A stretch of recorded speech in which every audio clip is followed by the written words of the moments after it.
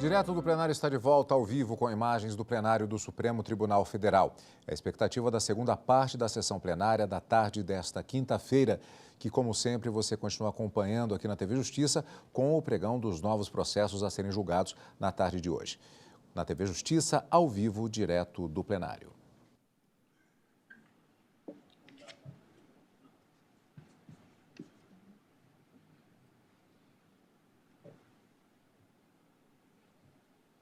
Podemos nos sentar. Declaro reaberta essa sessão extraordinária do Supremo Tribunal Federal e, dando sequência à pauta de julgamentos, apregou para continuidade de julgamento referendo e medida cautelar em ação direta de inconstitucionalidade 6.032, procedente do Distrito Federal, de relatoria do ministro Gilmar Mendes, requerente Partido Socialista Brasileiro, PSB e outro, interessado Tribunal Superior Eleitoral. Consta da ata que, após o voto visto do ministro Alexandre de Moraes, que acompanhava o ministro Gilmar Mendes para converter o julgamento do referendo da medida cautelar em julgamento definitivo de mérito e julgar parcialmente procedente o pedido formulado na ação direta, e do voto do ministro Luiz Edson Fachin, que julgava improcedente o pedido formulado, pediu vista dos autos do ministro Luiz Roberto Barroso, a quem passo, então, a palavra para o seu voto. Presidente, boa tarde a todos, ministra Rosa, ministra Carmen, prezados colegas. Aqui trata-se de uma ação direta de inconstitucionalidade ajuizada pelo Partido Socialista Brasileiro, pelo Partido Popular Socialista, para impugnar dispositivos de resoluções do TSE que, em essência, prevêem a suspensão do registro ou anotação do órgão partidário estadual ou municipal no caso de não prestação de contas à Justiça Eleitoral. Resoluções com esse teor vigoram desde 2014, tendo sido renovadas em 2017 e 2018, sempre com a adesão unânime dos ministros do Supremo Tribunal Federal que integram o Tribunal Superior Eleitoral. A Advocacia Geral da União se manifestou contrariamente à concessão da cautelar, afirmando, aspas, diante da grave ofensa que a ausência de prestação de contas por partidos políticos gera à moralidade e à transparência, a suspensão do registro ou da anotação do órgão partidário estadual ou municipal não se revela afrontosa à Constituição da República.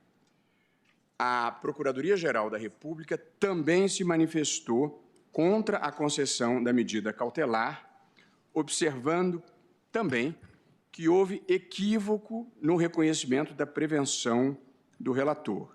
Diz a Procuradoria-Geral da República que a escolha da relatoria em 2018 foi feita por prevenção em razão da anterior distribuição da ação direta de inconstitucionalidade 5362, na qual também se impugnava o artigo 47, parágrafo 2º da Resolução TSE 23.432 de 2014, revogado em 2015. Diz a Procuradoria, não apenas o dispositivo já estava revogado, como houve anterior extinção da ADI 5362 sem exame de mérito e com trânsito em julgado da decisão. Admitir prevenção nesses casos permite ao advogado escolher o relator do feito pela mera indicação, em meio a outros, do dispositivo já revogado, violando o princípio do juízo natural. A presidência do TSE, em suas informações, pela voz da ministra Rosa Weber, afirma, em defesa das resoluções, que, aspas, longe de macular o texto constitucional, a sanção confere-lhe efetividade, evidenciando a relevância do dever de prestar contas àqueles beneficiados com recursos públicos para o desenvolvimento de suas atividades, fecho aspas. Diz ainda a presidente do TSE que a imposição do dever, sem que do seu descumprimento resulte qualquer sanção, estaria a torná-lo, na prática, uma faculdade, fecho aspas.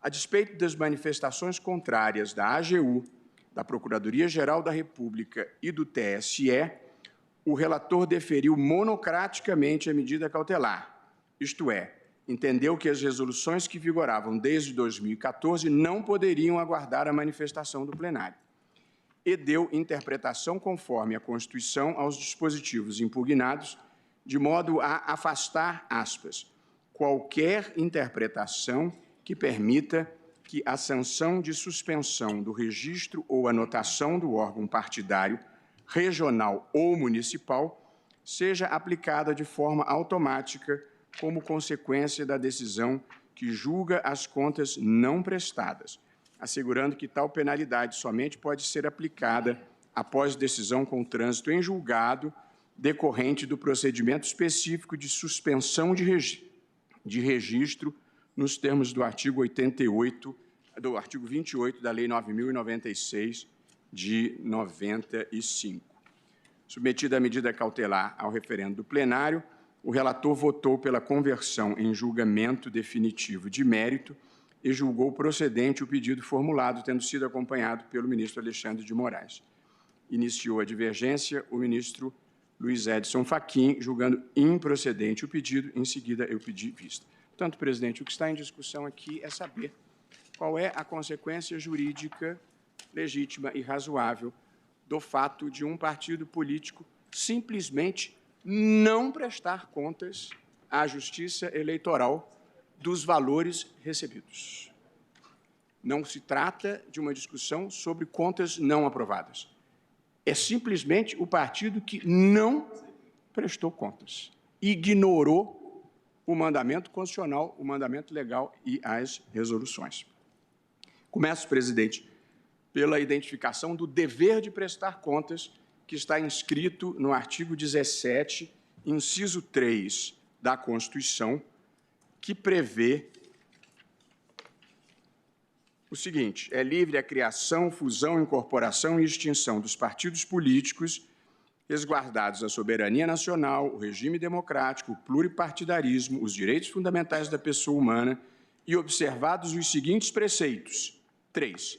Prestação de contas à Justiça Eleitoral. Portanto, é a Constituição da República que impõe aos partidos políticos o dever de prestar contas à Justiça Eleitoral. Dever mínimo dentro de um Estado democrático de direito para quem recebe dinheiro público. Na mesma linha, dispõe o artigo 32 da Lei 9.096. Esse dever de prestação de contas, por evidente, se justifica pelos princípios constitucionais da transparência e para que se possa verificar a legitimidade da utilização desses recursos públicos e desses recursos privados, submetendo essa utilização ao controle técnico da Justiça Eleitoral e ao controle da sociedade, que tem o direito, essas prestações de contas hoje, como se sabe, são públicas e acessíveis no site do TSE. Portanto, a sociedade tem o direito de fazer o controle social do que o partido político está fazendo com o dinheiro, em sua maior porção público, que recebe. Portanto, o TSE sempre partiu do pressuposto, desde que começou a regulamentar essa matéria, com Vossa Excelência, que o partido não pode se beneficiar das condições que a Constituição e a lei lhe dá, inclusive acesso a recursos públicos e o lançamento de candidatos, sem assumir os deveres que lhes são correspondentes, um deles, o de prestar contas como decorrência do princípio republicano e do princípio da moralidade administrativa. Esse dever de prestação de contas pelos partidos políticos se torna ainda mais essencial no modelo brasileiro atual, em que a maior parte do dinheiro que financia os partidos e as campanhas eleitorais é dinheiro público.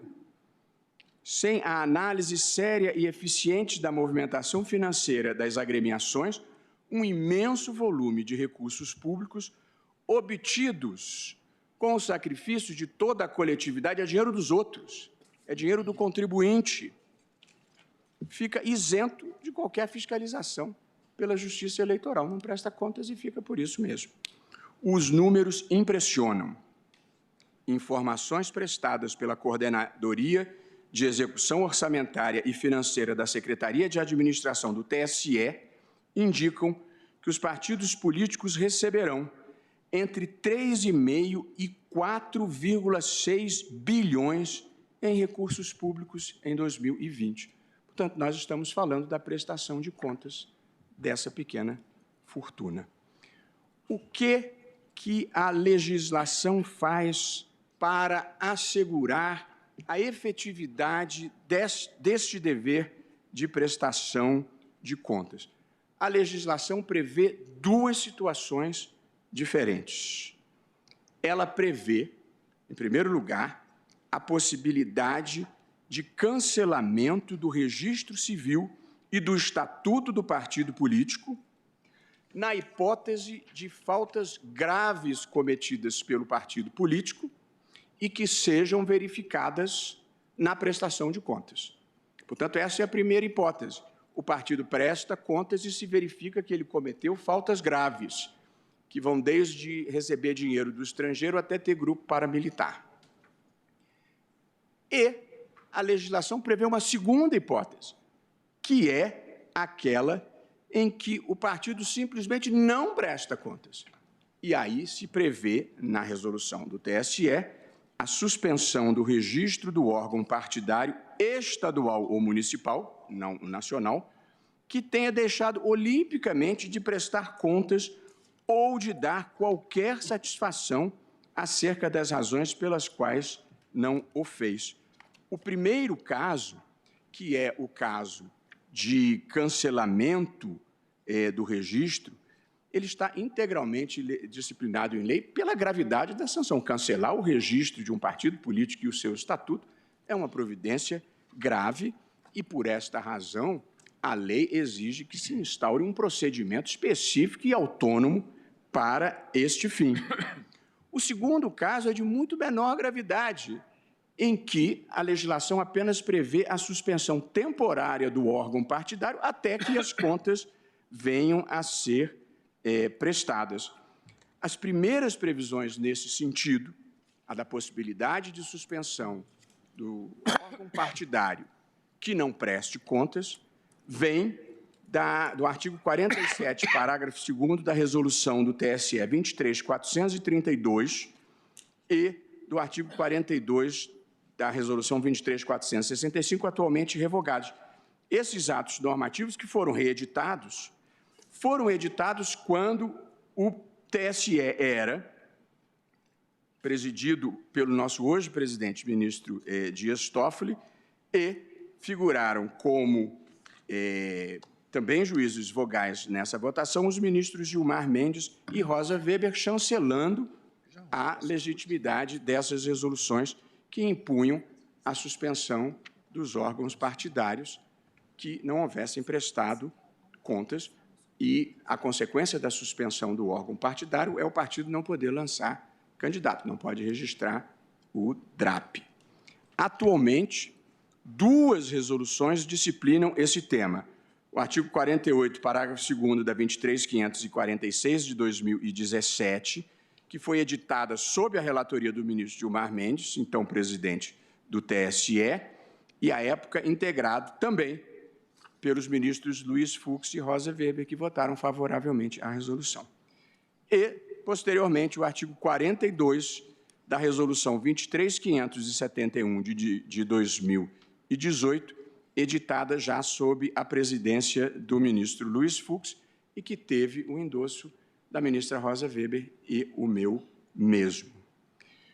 O fato de a suspensão do registro de órgãos partidários que deixaram de prestar contas estar prevista em resolução do TSE, com todas as vênias de quem pensa diferentemente, não representa invasão do domínio do Poder Legislativo. Isso porque o poder normativo da Justiça Eleitoral, como amplamente reconhecido, é amplo desde que exercido dentro das balizas da Constituição e da legislação própria.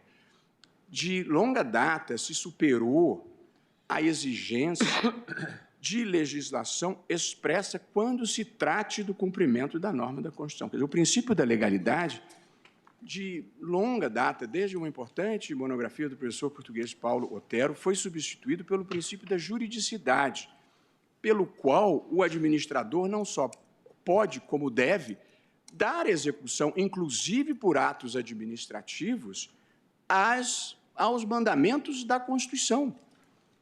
E este entendimento já foi chancelado pelo Supremo Tribunal Federal,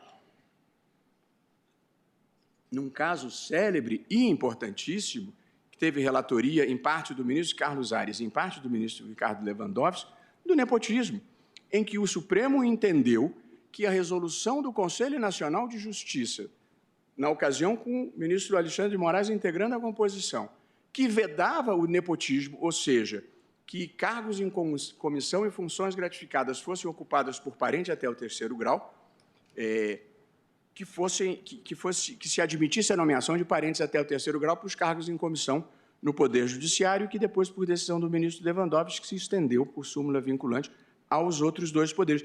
O que o Supremo Tribunal Federal fez? Porque a alegação dos tribunais de justiça que não cumpriam a determinação do TSE é que não havia lei.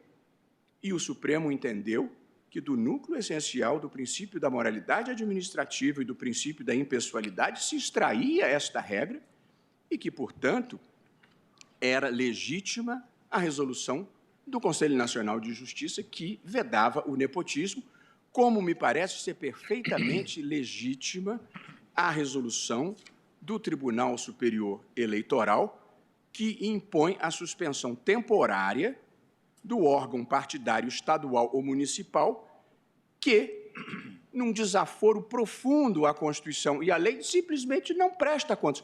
De novo, não estou falando de contas que tenham sido prestadas e glosadas.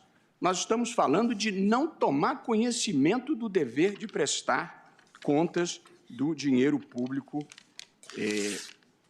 recebido. Portanto, o primeiro fundamento que legitima essa decisão é o princípio da juridicidade. O TSE está meramente dando efetividade a uma norma constitucional com uma norma muito razoável que já passou pelo crivo de diferentes gestões do TSE.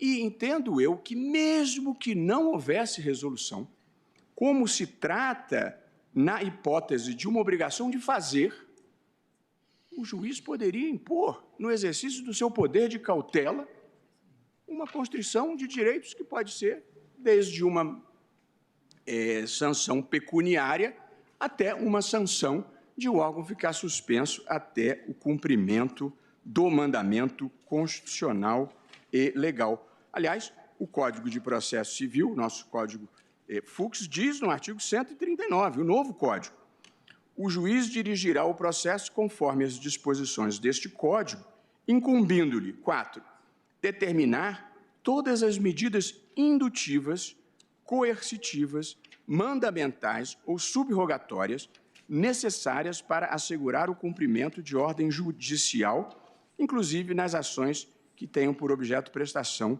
pecuniária. Veja-se bem, a suspensão do órgão partidário é só até prestar contas, portanto, é uma sanção facilmente levantável, é só cumprir a obrigação que a Constituição e a lei já impõem. Mesmo que sejam contas mal prestadas, a suspensão já é levantada, desde que se revista, evidentemente, de um mínimo de seriedade. Portanto, quer pelo princípio da juridicidade, quer pelo poder geral de cautela do juiz, não vejo nada de incompatível com a Constituição numa resolução que já vem de longe, que determina a suspensão do órgão partidário que não cumpre o mandamento constitucional e legal. Aqui, e pedindo todas as vênias, eu tenho 3 divergências com a posição que foi seguida pelo eminente relator. Em primeiro lugar, a medida cautelar trata como se fossem idênticas 2 figuras que são distintas: o cancelamento do registro do partido político, que é a sanção que acarreta a extinção da pessoa jurídica em âmbito nacional. Esse é um caso, cancelamento do registro. Do outro caso, que é a suspensão do registro dos órgãos partidários, meio coercitivo que impede a prática de atos em âmbito estadual ou municipal até a regularização da situação. Portanto, são hipóteses bem diferentes, com consequências diversas e procedimentos específicos para cada caso. E o artigo 28, invocado na decisão, se refere ao caso específico de cancelamento de registro e não o de suspensão do órgão partidário. Em segundo lugar, e com todas as vênias, penso que há uma confusão entre a não prestação de contas, que é uma omissão absoluta, com o eventual reconhecimento de irregularidade em contas efetivamente prestadas, sendo que a lei inequivocamente trata, com normas diversas, as duas possibilidades. E a terceira divergência é que a decisão cautelar deixa de reconhecer que já existe um devido processo legal para a suspensão do órgão partidário estadual e municipal no caso de não prestação de contas. E, portanto, a decisão impõe um novo processo, depois do primeiro, que me parece desnecessário e redundante, e a lei só exige processo específico para cancelamento de registro e não para a suspensão. Vou ao ponto específico da distinção entre cancelamento de registro e suspensão dos órgãos partidários. O cancelamento de registro tem uma natureza jurídica de sanção e acarreta a extinção do partido em âmbito nacional. Essa é uma sanção gravíssima. A medida pressupõe a prática de condutas muito graves, descritas no artigo 28 da Lei 9.096, tais como organização paramilitar e recebimento de financiamento estrangeiro. Para esta extinção do partido político, se exige, como me parece próprio, um processo específico e autônomo que se inicia por uma denúncia em que se vai verificar se essa medida é proporcional ao agravo cometido pelo partido. Já a suspensão do registro dos órgãos partidários constitui mera medida coercitiva indireta destinada a impor o cumprimento do dever de prestar contas. Não constitui, em rigor, sequer uma sanção. O objetivo de sua imposição é impedir a prática de atos pelos órgãos partidários regionais e locais que deixaram de cumprir um dever constitucional e legal, e sua eficácia, a suspensão, só perdura enquanto o partido não se curvar ao dever de prestar as contas. A medida atinge apenas os órgãos partidários estaduais e municipais, sem nenhuma intervenção com a direção nacional do partido, que é o que é objeto do artigo 28, para fins de cancelamento. Portanto, são situações diferentes, regidas por procedimentos diferentes. E acho que faz todo sentido que sejam procedimentos diferentes, pela gravidade de uma das sanções e pela simplicidade com que se levanta a suspensão. Basta prestar as contas. E, em segundo lugar, não prestação de contas e desaprovação de contas são hipóteses diversas que não são regidas pelo mesmo dispositivo legal. A interpretação da Lei 9.096 deve considerar que as expressões contas não prestadas e desaprovação de contas não são sinônimas. Em rigor técnico, o artigo 37 da Lei 9.096 de 95 cuida da desaprovação de contas, que se verifica quando elas tenham sido apresentadas, constata-se, todavia, irregularidade na aplicação de recursos financeiros. Por sua vez, o artigo 37A é que trata da hipótese de contas não prestadas, situação jurídica que ocorre se o partido simplesmente deixa de fornecer a documentação necessária à análise de sua movimentação financeira pela Justiça Eleitoral. E aqui, a própria evolução, presidente, das sucessivas redações do artigo 37 demonstra o tratamento separado da situação de não prestação de contas em contraste com a situação de desaprovação das contas. Na redação original, o artigo 37 tratava das duas hipóteses. Dizia: a falta de prestação de contas ou sua desaprovação total ou parcial implica a suspensão de novas cotas do fundo partidário e sujeitos responsáveis às penas da lei. Portanto, a primeira redação tratava dos dois casos: não prestação de contas ou desaprovação de contas. Veio uma modificação trazida pela Lei 9693 de 98, que excluiu a menção ao artigo 28 da Lei 9.096, que é o que cuida do cancelamento, e, posteriormente, esta nova redação voltou a ser modificada para dizer: a desaprovação das contas do partido implicará exclusivamente a sanção de devolução da importância apontada como irregular, acrescida de multa. Portanto, o artigo 28 só cuida da desaprovação das contas. A limitação, portanto, prevista em tal dispositivo, qual limitação? A de que a única sanção possível é a devolução do dinheiro, evidentemente não pode se aplicar no caso de não prestação de contas. Você nem sabe exatamente quanto recebeu e o que fez com o dinheiro. Portanto, o artigo simplesmente não se aplica à hipótese de não prestação de contas. E mais, a reforma eleitoral de 2015 promoveu ainda a inclusão do artigo 37A na Lei 9.096, dizendo o seguinte: a falta de prestação de contas, portanto, é o 37A que cuida da falta de prestação de contas, implicará a suspensão de novas cotas do fundo partidário enquanto perdurar a inadimplência e sujeitará os responsáveis às penas da lei.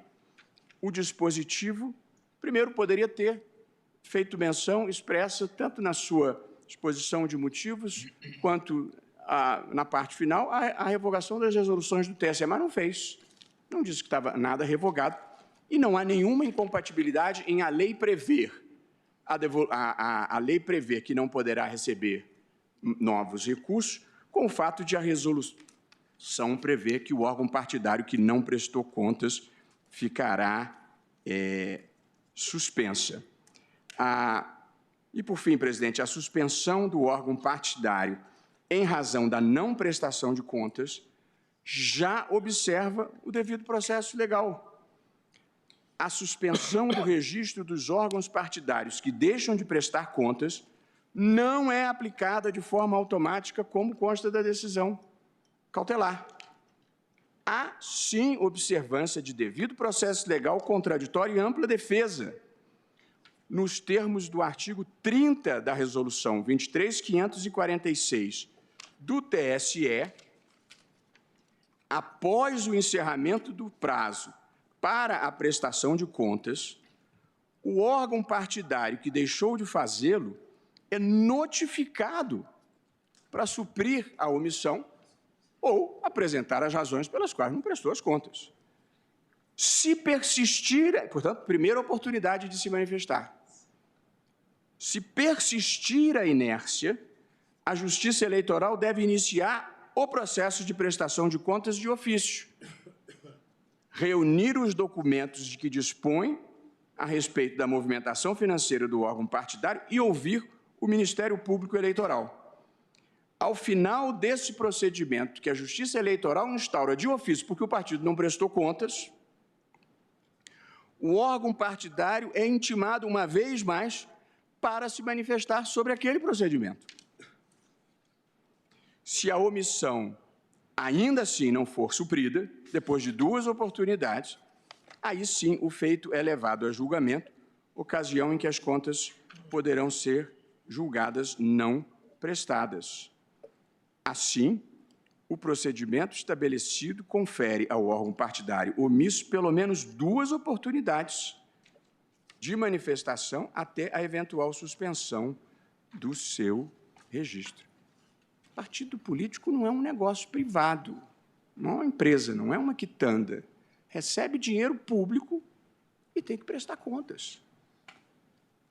Mesmo depois do julgamento das contas como não prestadas, se o órgão partidário omisso prestá-las, cessa a suspensão do seu registro e há um procedimento específico para a regularização de contas pelo partido que não prestou contas. Portanto, o que mais de devido processo legal a gente pode precisar aqui? Não há, portanto, presidente, necessidade de mais um novo processo autônomo, judicial, no qual se vai aguardar o trânsito em julgado, que é essa figura dificílima de acontecer na justiça brasileira. Portanto, não há sentido, já há 2 processos legais aqui. Uma intimação, a instauração de um procedimento de ofício, 2 oportunidades para a manifestação. Portanto, presidente, eu acho que, nesse momento crucial da vida brasileira, em que a malversação de verbas públicas é uma assombração que nos assusta a todos, uma fórmula que dá quase que uma imunidade para partido político que não presta contas dos dinheiros recebidos, que é dinheiro público, na sua maior porção, mas pode ser dinheiro de fontes totalmente ilegítimas. E o sujeito oculta a fonte e oculta o destino do dinheiro, simplesmente não prestando contas. Penso que esta não é a solução que deva merecer a chancela desse tribunal. Portanto, presidente, eu estou votando no sentido de conhecer parcialmente da ação direta, porque eu não conheço da parte que cuida da revolução revogada, e na parte em que estou conhecendo, eu estou julgando improcedente o pedido, mantendo, como disse, a validade dessas resoluções do TSE, que atravessaram diversas gestões com apoio unânime dos ministros do Supremo que lá integram e que já embasou diversas decisões do próprio Tribunal Superior Eleitoral.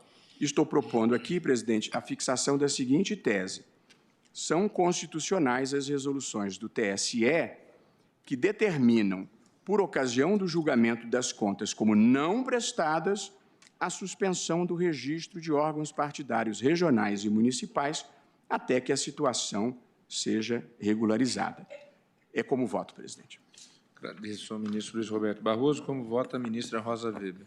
Senhor presidente, minha tarefa ficou extremamente facilitada pelo voto do ministro Luiz Roberto Barroso, que não só rememorou o caso em julgamento, como fixou as balizas que têm levado aquela corte ao estabelecimento das resoluções nos moldes como ainda prevalecem.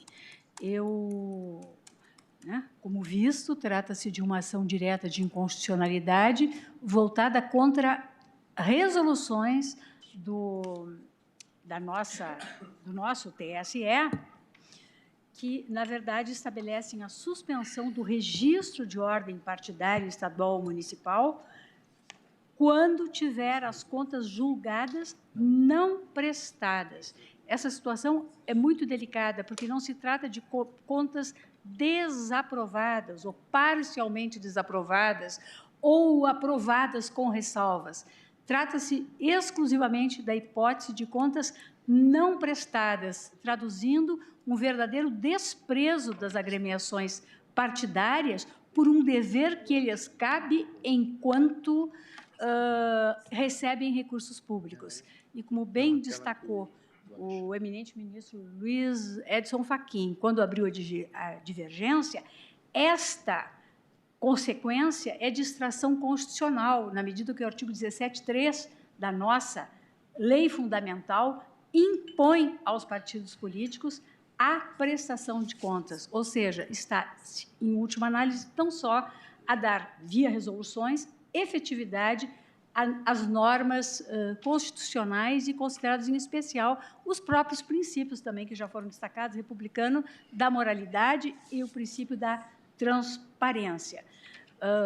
Eu destaco que, na hipótese da não prestação de contas, pode-se escamotear um uso irregular de recursos públicos muito mais grave do que uma hipótese em que, acaso, as contas venham a ser desaprovadas ou mesmo a receber uma aprovação com ressalvas.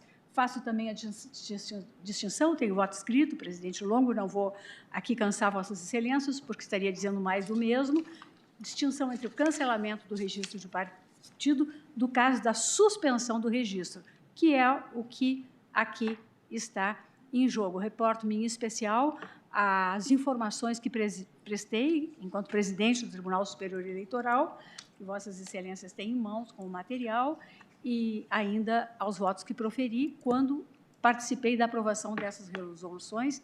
Peço todas as vênias ao eminente relator para acompanhar a divergência, aberta pelo ministro Luiz Edson Fachin, subscrevendo os fundamentos também de Sua Excelência.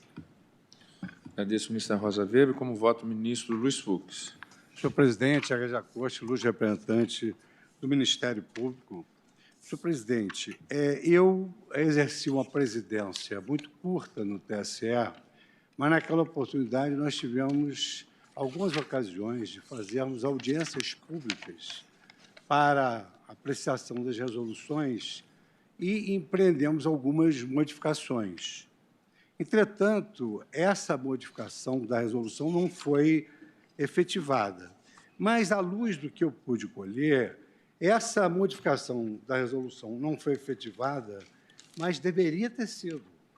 E por que deveria ter sido? Porque a lei 13.165, de 29 de setembro de 2015, ela altera as regras para reduzir custos de campanha, simplificar a administração de partidos políticos, incentivar a participação feminina, e ela, então, traz a abordagem desse tema, que tem essa seriedade que trouxe o ministro Luiz Roberto Barroso agora em seu voto, e eu também falo com a autoridade de quem votou a lei da ficha limpa, pela constitucionalidade da lei da ficha limpa, e também votei acerca da lei do financiamento eleitoral, podando a possibilidade de pessoa jurídica financiar, porque havia efetivamente contrapartida. Mas eu me recordo que, quando eu aqui entrei, 15 dias depois, foi colocado sobre a mesa a questão da aplicação da lei da ficha limpa 1. E qual foi a questão central da lei da ficha limpa 1? É que surgiu uma lei de iniciativa popular num período que não respeitava o artigo 16 da Constituição. Aí alegava-se, não, mas há uma superposição do princípio da moralidade. Mas, olha, onde há uma regra, não há superposição de princípios. E aí, então, naquela oportunidade, eu disse, a lei da ficha limpa é um espetáculo democrático. É uma lei de iniciativa popular que visa resguardar a moralidade das eleições. Mas ela é inaplicável nesse pleito. Mutatis mutandis, eu estou me vendo exatamente na mesma posição. As resoluções foram, sim, submetidas a audiências públicas. E nós fizemos, com humildade, algumas alterações. E essa alteração não foi feita. Mas o fato de não ter sido feita essa alteração não inibe o legislador de regular o tema. E aí eu me deparo aqui com um debate com a minha assessoria, eu li, reli, transli os votos, e eu verifico que a lei, essa lei que regula essa administração dos partidos e os custos das campanhas, ela, quando trata da questão sancionatória, ela diz que as sanções devem ser proporcionais e razoáveis. Então, um primeiro aspecto já me chama a atenção.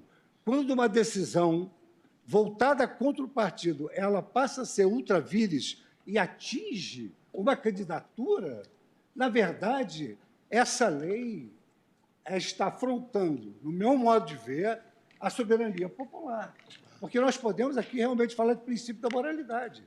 Mas o princípio mais importante em matéria de eleições é o princípio democrático, que vem expresso num dos fundamentos da República, que é a soberania popular. E aqui eu colho uma informação de seguinte teor. Indagado pelo ministro relator sobre qual seria o resultado das eleições para deputado estadual e deputado federal, caso os votos recebidos pelos partidos, tais 4 partidos, tivessem sido computados, o TRE noticiou que, em simulação realizada, haveria alteração no resultado das eleições proporcionais. Com essa vênia, não há possibilidade de uma infração do partido em que não uma votação, uma candidatura. Isso é fazer com que a sanção transponha a pessoa do infrator, em primeiro lugar. Em segundo lugar, além da lei falar em sanção proporcional e razoável, eu verifico, e aí, evidentemente, é aquela lição do professor Cassusten, humildade judicial. Se o juiz achar que a decisão dele, com a decisão dele, o céu vai cair sobre a terra, ele tem que decidir. Mas, se efetivamente o céu for cair sobre a terra, ele tem que pensar 2 vezes. Foi mais ou menos como eu coloquei aqui. Eu apregoei a moralidade nas eleições, apregoei a moralidade no caso da ficha limpa, do financiamento de campanha, mas aqui não há princípio que se sobreponha à vontade do parlamento, sem prejuízo da violação do princípio da soberania popular, porque, em caso, atinge candidaturas, conforme consta de informação oficial, o artigo 37A, no meu modo de ver, com a devida vênia, e essa divergência vai até entrar para o Guinness, porque eu não divido de nada do ministro Luiz Roberto Barroso, o artigo 37A, ele dispõe o seguinte, ele dispõe que... o artigo 37A, foi até procurar aqui na tela do computador, mas fácil procurar no papel. Ele diz o seguinte, a falta, não é desaprovação, a falta de prestação de contas implicará a suspensão de novas cotas do fundo partidário enquanto perdurar a inadimplência e sujeitará os responsáveis às penas da lei. Então, com a devida vênia, no campo sancionatório, há de prevalecer o princípio da legalidade estrita. Eu conheço o princípio da juridicidade, mas no campo sancionatório, efetivamente, há de prevalecer a legalidade estrita. Então, eu construí, na verdade, o meu raciocínio, e aqui também a minha emenda, que é autoexplicativa, eu vou juntar o voto, primeiro, na questão constitucional da soberania popular. Atingiu a soberania popular no caso das eleições proporcionais. Segundo lugar, a lei estabelece critérios de sanção, que devem ser razoáveis e proporcionais. Terceiro lugar, não acho razoável e proporcional que a falha do partido atinja candidatos. Acho que está passando... O partido sofre a sanção de não receber fundo, de não receber o fundo partidário. E, em quarto lugar, eu entendo, senhor presidente, efetivamente, que não há vácuo, não há lacuna. A lei é clara, ela impõe qual é a sanção. Então, muito embora adepto, sempre e correntemente, da moralidade administrativa, da moralidade das eleições, da moralidade dos julgamentos, dos casos de improbidade, ação penal, efetivamente, não consigo ultrapassar essas premissas nas quais eu me baseei para chegar a essa conclusão. Então, senhor presidente, o resultado, no meu modo de ver, é que a decisão proferida no sentido de não atingir as eleições proporcionais, de respeitar a soberania popular e de aplicar uma sanção que não ultrapasse a pessoa do infrator e seja proporcional e razoável, essa decisão, no meu modo de ver, ela atende o princípio da legalidade e, quiçá, da juridicidade.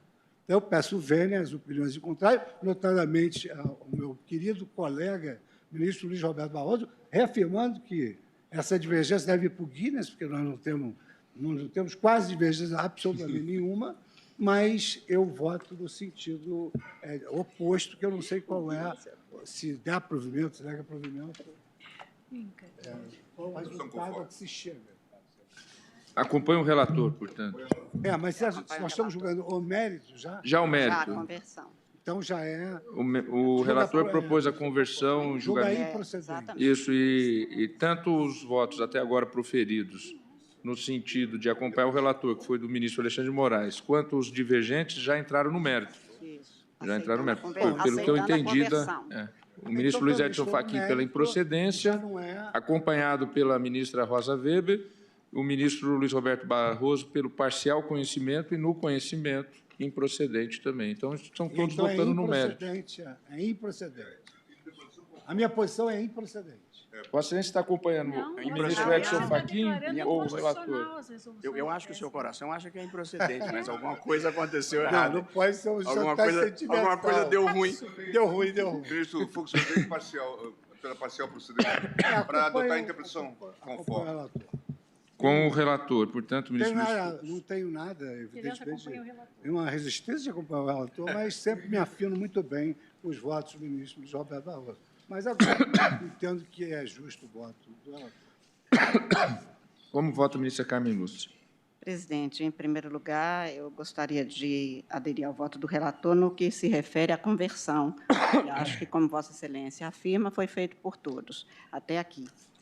E, no mérito, em que pese considerasse uma matéria extremamente sensível, até mesmo, como disse agora o ministro Luiz Fux, pela característica referente ao princípio democrático e à soberania do eleitor, mas eu vou pedir vênia porque não me convence ainda, ministro, como afirmei a Vossa Excelência, da interpretação que foi dada no brilhante voto do ministro quanto a ter sido revogada esta matéria e, portanto, o TSE não poder dela tratar.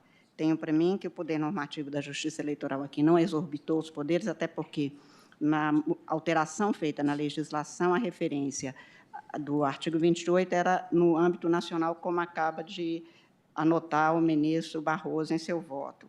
Em segundo lugar, porque também, como já anotado nos votos que me precederam, especialmente na divergência, a prestação de contas é um dever constitucional extraído do inciso 3 do artigo 17, pelo que a não prestação haverá de ter consequência e efetividade, o que foi dado exatamente nos termos dessa resolução, que dá sequência a outras. Portanto, é pela efetividade desse dever que eu acho que se tem o fundamento constitucional mantido, independente de qualquer outra norma. Acho que a falta de prestação, realmente, o que já foi reafirmado desde o voto do ministro relator, não é o mesmo que desaprovação das contas. Entretanto, as consequências são diferentes para cada uma das hipóteses. E a suspensão também, que é proposta no voto do ministro relator, especialmente enfatizada no voto do ministro Alexandre de Moraes quanto ao procedimento a ser seguido, acho que já se encontra devidamente acomatado por se seguir um devido processo legal, inclusive a prestação de ofício que é determinada pelo Tribunal Eleitoral competente. No caso específico, portanto, já foram apresentadas as possibilidades, as vias pelas quais se poderiam ser devidamente sanada a omissão. Não tendo sido, não vejo realmente nenhuma inconstitucionalidade no que foi disposto pela resolução do Tribunal Superior Eleitoral, pelo que, com as vênias de estilo e, especialmente, pelo aprofundamento que foi feito no voto do ministro relator, eu peço vênia para acompanhar a divergência iniciada pelo ministro Edson Fachin. Ministra Carmen Lúcia vota pela improcedência, portanto, da ação. Como vota o ministro Ricardo Lewandowski? Senhor presidente, um debate extremamente interessante, os argumentos de lado a lado foram muito profundos e verticais. Eu gostaria de trazer para a apreciação dos eminentes pares um outro argumento que ainda não foi ventilado.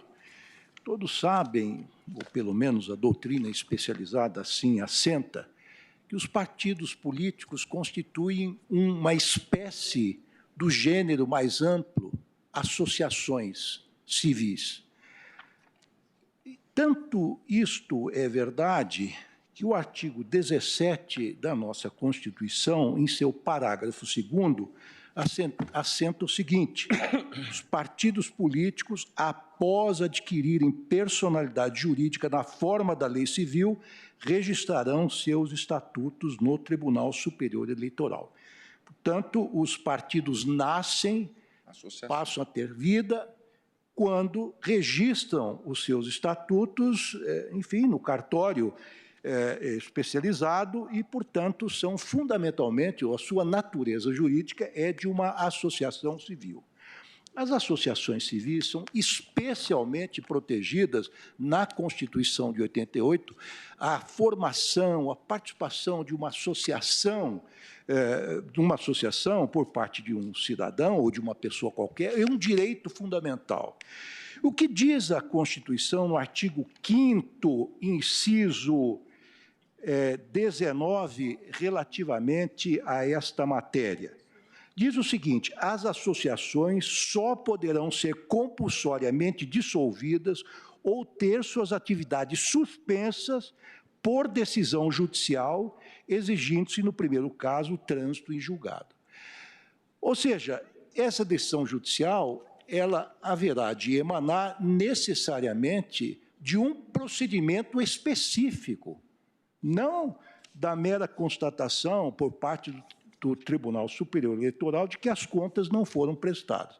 Portanto, me parece que a suspensão do registro e outras consequências desse jaez por parte do Tribunal Superior Eleitoral, nesse aspecto, me parece que fere um princípio mais amplo, que é o direito, inclusive, de formar associações e de associar-se que tem o cidadão ou qualquer pessoa. Eu não me preocupo, senhor presidente, com a falta de sanções relativamente ao dever de prestar contas, que é um dever. Pois é, eu estou dizendo que não me preocupo exatamente, quer dizer, é um dever constitucional, como foi salientado aqui por vários ministros, se não todos os ministros que se pronunciaram sobre o tema, porque a lei dos partidos políticos já prevê uma astrente, ou seja, essa astrente é uma palavra interessante que vem do latim, ad stringere, significa compelir, pressionar, apertar. Os partidos políticos inadimplentes, eles têm uma sanção, como o ministro Luiz Fux agora salientou. O artigo 37A da Lei 90/96 de 95 diz o seguinte: a falta de prestação de contas implicará a suspensão de novas cotas do fundo partidário enquanto perdurar a inadimplência e sujeitará os responsáveis às penas da lei. Portanto, a sanção já existe e penso que uma outra sanção mais gravosa, criada por resolução pelo Tribunal Superior Eleitoral, data vênia, me parece inconstitucional e até ilegal por ultrapassar os lindes da legislação aplicável à espécie, é como penso, pedindo vênia às opiniões em contrário. Acompanha, portanto, o relator. Eu acompanho o relator. Como voto o ministro Marco Aurélio? O relator, no caso, determina a observância do devido processo legal. Sim. E determino, portanto, eu digo... Presidente, a Justiça Eleitoral, ao contrário da Justiça do Trabalho, não tem poder normativo. O que é previsto no Código Eleitoral diz respeito à regulamentação, mediante instrução de dispositivos do Código e da legislação esparsa. Salientou o ministro Luiz Fux que, considerado o princípio da legalidade estrita, já se tem uma sanção para o caso de o partido não apresentar contas. E essa sanção é uma sanção que não alcança a suspensão do registro. Alcança, sim, a participação no rateio, o considerado fundo partidário. Creio que, no caso, quando o Tribunal Superior Eleitoral, mediante uma resolução, criou essa sanção nova, discrepou do princípio da legalidade estrita. Eu indagaria, sem a resolução, se teria essa sanção de suspensão do registro, suspensão temporária do registro do diretório ou do partido político? Não. A meu ver, peca peca a resolução nessa parte. E se formos a Lei 9.096, nós vamos ver que a possibilidade de cancelamento e também de suspensão do diretório pressupõe em si decisão judicial no campo jurisdicional e decisão transitada em julgado. Mediante simples resolução, não se pode chegar a essa suspensão. Forte nessa premissa, presidente, acompanho o relator no voto proferido, entendendo que houve, né, extravasamento no que a resolução do TSE previu a suspensão do registro do diretório regional do partido e talvez, não estou aqui com a resolução, até mesmo a suspensão, se as contas forem nacionais, a suspensão do próprio partido. É como voto. Eu também peço vênia divergência para acompanhar o relator, especialmente pelos argumentos também fundamentalmente trazidos hoje nos votos do ministro Luiz Fux e do ministro Ricardo Lewandowski.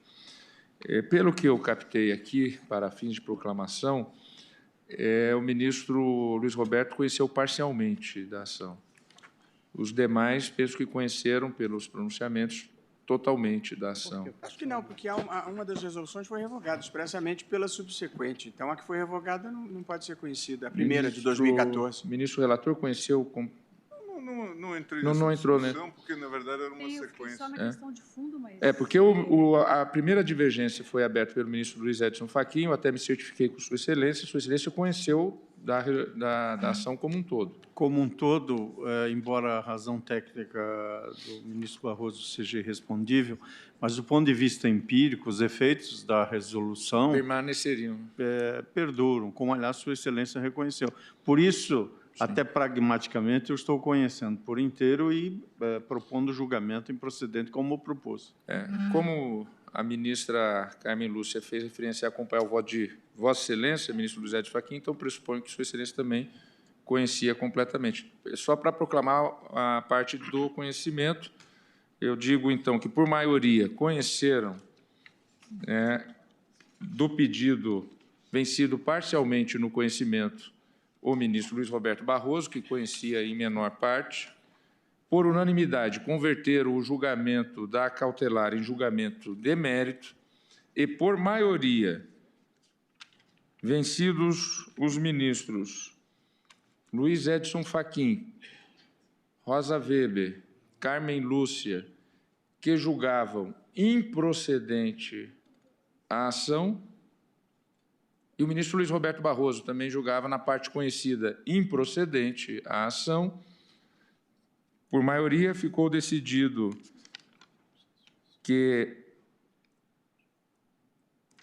julgava parcialmente procedente o pedido, nos termos do voto do relator, para conferir interpretação conforme a Constituição às normas do artigo 47, caput, parágrafo 2º da Resolução TSE 23.432, 2014, do artigo 48, caput, parágrafo 2º da Resolução TSE 23.546, de 2017, e do artigo 42, caput, da Resolução TSE 23.571, de 2018, afastando qualquer interpretação que permita que a sanção de suspensão do registro ou anotação do órgão partidário regional ou municipal seja aplicada de forma automática como consequência da decisão que julga as contas não prestadas, assegurando que tal penalidade somente pode ser aplicada após decisão com trânsito em julgado, decorrente de procedimento específico de suspensão de registro, nos termos do artigo 28 da Lei 9.096, de 1995,